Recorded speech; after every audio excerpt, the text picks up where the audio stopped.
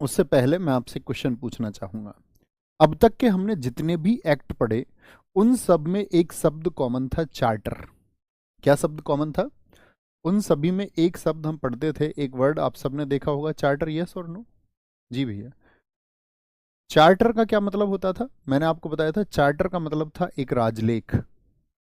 यानी हम कह सकते हैं कि ब्रिटेन के राजा या रानी का एक आदेश होता था। ठीक है, एक ऑर्डर होता था, ये आदेश होता था। चार्टर शब्द का ये मतलब था। लेकिन भारत में क्या होता है कि आप सब लोगों को पता होना चाहिए। अगर मैं पूछूं, भारत में आज़ादी से पहले जो क्रांति हुई, जो मेरठ से शुरू हुई थी, वो किस वर्ष में शुरू हुई? तो आप सारे साथियों का उत्तर होगा भैया 1857 की क्रांति शुरू हुई थी। 1857, 10 मई 1857 को मेरठ से शुरू होकर के भीड़ कहाँ पहुंच गई थी? 11 मई 1857 को नई दिल्ली, और बहादुर शाह जफर द्वितीय को अपना राजा घोषित कर दिया था।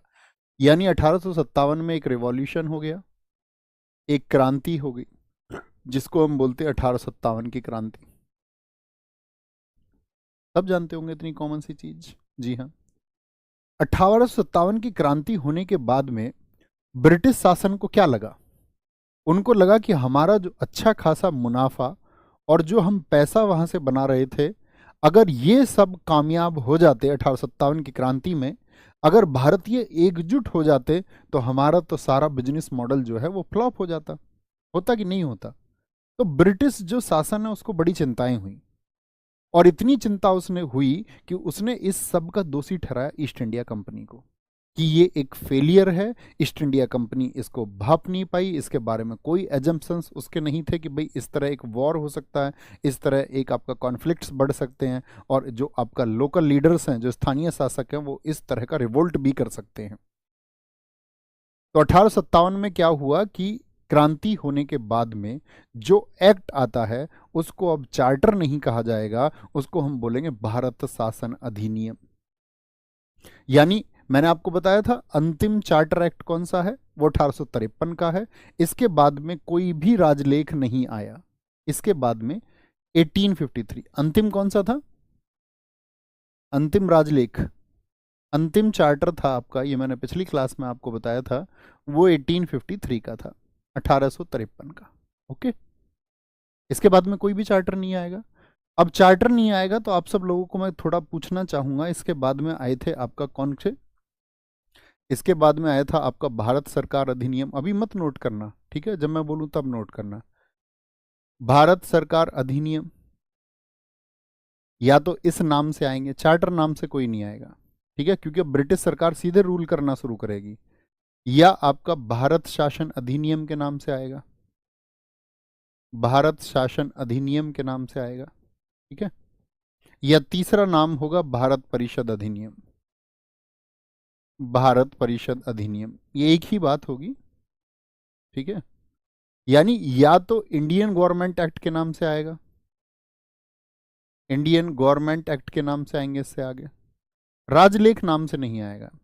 या फिर आपका आएगा इंडियन गवर्नेंस एक्ट के नाम से, इंडियन गवर्नेंस एक्ट, गवर्नेंस अर्थात शासन। या फिर आएगा इंडिया काउंसिल एक्ट के नाम से।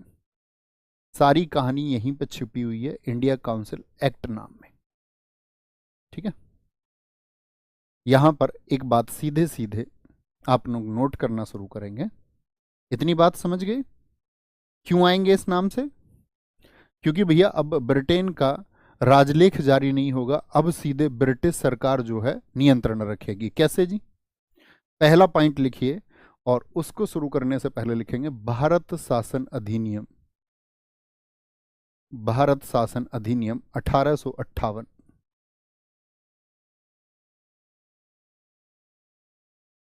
भारत शासन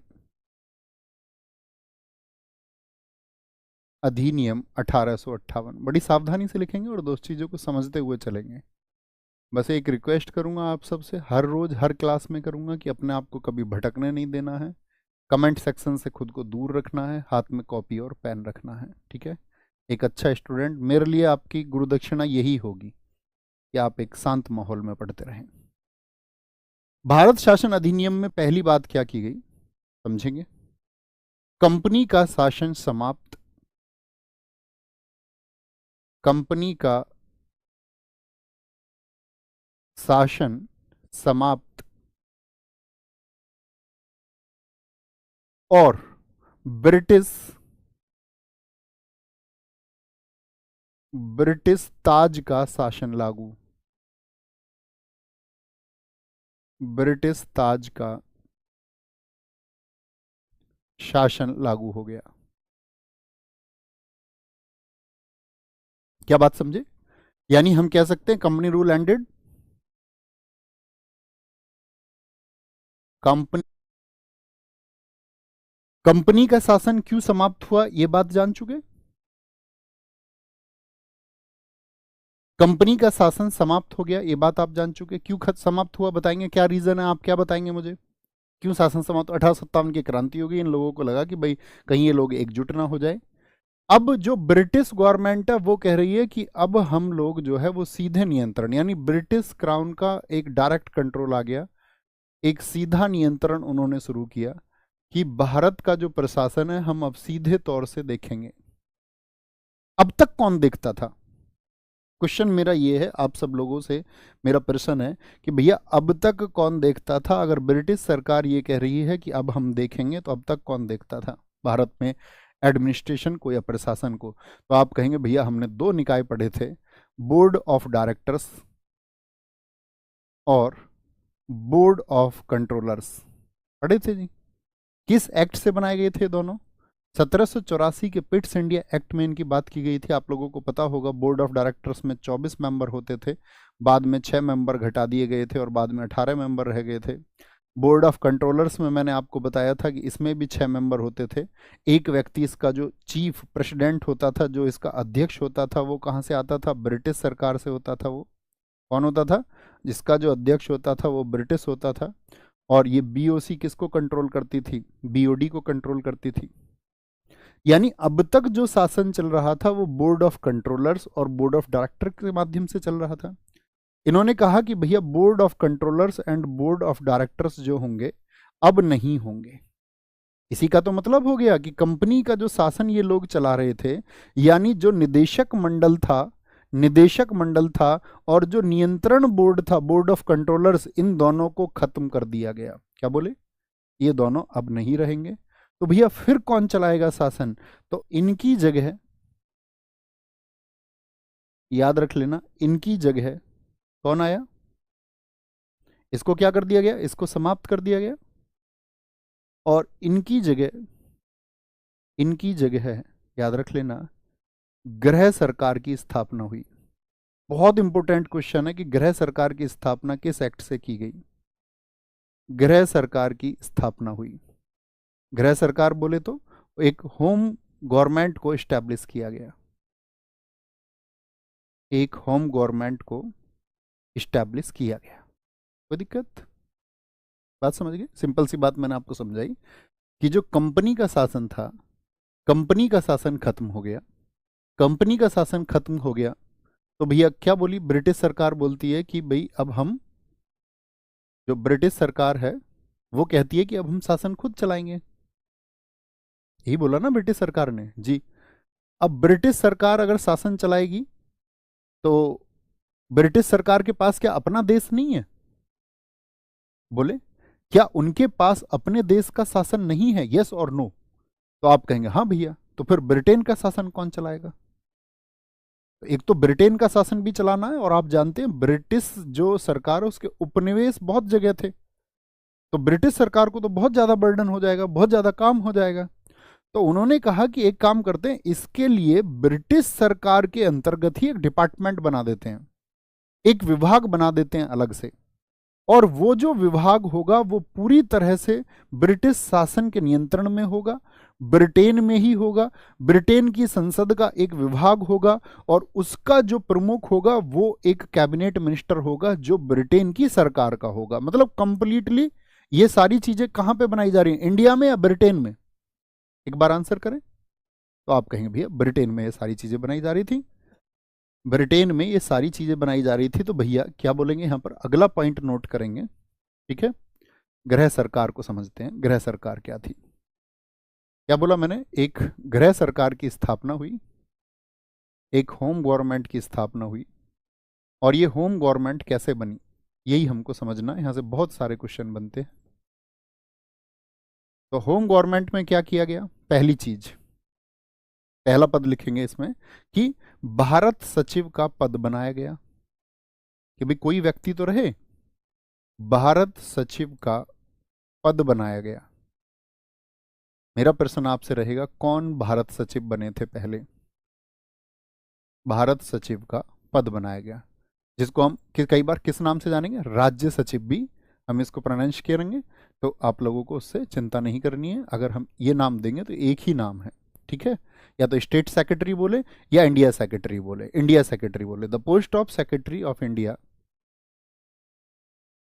the post of secretary of India was created, was created। ठीक है, कोई दिक्कत? यानी कि हम कह सकते हैं कि भैया जो ब्रिटिश संसद थी, जो ब्रिटिश संसद थी, ब्रिटिश पार्लियामेंट थी, उसी ब्रिटिश पार्लियामेंट में एक डिपार्टमेंट बनाया गया, एक डिपार्टमेंट बनाया गया जो किस बात के लिए था? भारत का एडमिनिस्ट्रेशन देखने के लिए, भारत का प्रशासन देखने के लिए, क्योंकि अब ईस्ट इंडिया कंपनी नहीं है, तो भारत का प्रशासन देखने के लिए ब्रिटिश संसद में ही एक डिपार्टमेंट बनाया गया। ठीक है, तो भारत सचिव का पद यहां पे क्रिएट किया गया। और साथ में छोटी सी बात बना लेना, इसका कार्यालय भी 1858 के एक्ट में ही बनाया गया था। इसका कार्यालय, कार्यालय बोले तो ऑफिस, इसका कार्यालय भी बनाया गया। ठीक है, बताएं भैया पहले राज्य सचिव कौन थे, दूसरे राज्य सचिव कौन थे? दोनों बातें आपको बतानी है। तो आप सबको पता होगा, मैं अभी छोटी सी बात एक पीछे आपको लेके चलता हूं। मैंने छोटी सी बात की कि जो बोर्ड ऑफ कंट्रोलर्स का अध्यक्ष होता था वो एक ब्रिटिश व्यक्ति होता था, ब्रिटिश सरकार का एक व्यक्ति होता था। तो यहां पे जो बोर्ड ऑफ कंट्रोलर्स के अध्यक्ष थे एडवर्ड स्टैनली, उन्हीं एडवर्ड स्टैनली को क्या किया गया? भारत सचिव बनाया गया। तो यहां पे नोट करना कहीं छोटा सा, पहले भारत सचिव, पहले स्टेट सेक्रेटरी कौन बने थे? पहले भारत सचिव, पहले इंडिया सेक्रेटरी कौन बने थे? तो आप बोलना स्टैनली, एडवर्ड स्टैनली। और एडवर्ड स्टैनली पहले कहां पर थे? बोर्ड ऑफ कंट्रोलर्स के भैया अध्यक्ष थे वो, अब तक उस काम को देख रहे थे। ठीक है, क्या नाम है? Edward Stanley. ये क्वेश्चन पूछा था आपका यूजीसी नेट ने, दूसरे भारत सचिव कौन बने थे? दूसरे भारत सचिव, तो दूसरे भारत सचिव थे आपका चार्ल्स वुड, जिनके नाम से वुड डिस्पैच है 1854 का, चार्ल्स वुड। ठीक है, चार्ल्स वुड भारत सचिव का पद बनाया गया। और साथ में अगली बात नोट करेंगे यहां पर, गृह सरकार में और क्या था? ठीक है, 15 सदस्यीय एक परिषद बनाई गई, 15 सदस्यीय एक परिषद बनाई गई जो किसकी हेल्प के लिए काम करेगी? भारत सचिव के लिए परिषद बनाई। छोटे से शब्दों में लिखा करो हमेशा, भारत सचिव। क्या बोलेंगे? 15 member councils was introduced, council. Okay, कितना, कितने सदस्यों की काउंसिल बनाएगी? 15 सदस्यों की। तो क्वेश्चन बनता है यहां से, एक जो भारत सचिव होगा वो कौन व्यक्ति था? तो ये छोटी सी बात आपको पता ना चलनी चाहिए कि ये जो ब्रिटेन में, जैसे हमारे यहाँ लोअर हाउस किसको बोलते हैं? लोकसभा को। तो लोकसभा का एक सदस्य वहां के, यानी ब्रिटेन के लोअर हाउस का वो मेंबर होना चाहिए।